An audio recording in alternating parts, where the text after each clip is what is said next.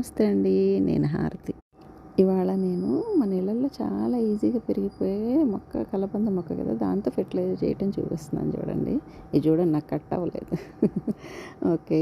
Next ఇప్పుడు దీన్ని చిన్న చిన్న పీసులుగా కట్ చేసి ఒక కంటైనర్లో యాడ్ చేసుకోవాలి. దాని తర్వాత దాంట్లో కొంచెం బెల్లం ఒక 20% కూడా వేయలేదు, ఇంకా తక్కువ వేసాను. బెల్లం వేసి దాన్ని ఒక 5 days ఫెర్మెంటేషన్ కోసం పక్కన పెట్టేశాను. అలా మూత పెట్టేసి ఫెర్మెంట్ అయిపోయాక దాన్ని చక్కగా మ్యాష్ చేసేసి ఒక 5 liters వాటర్లో కలిపేసుకోవాలి.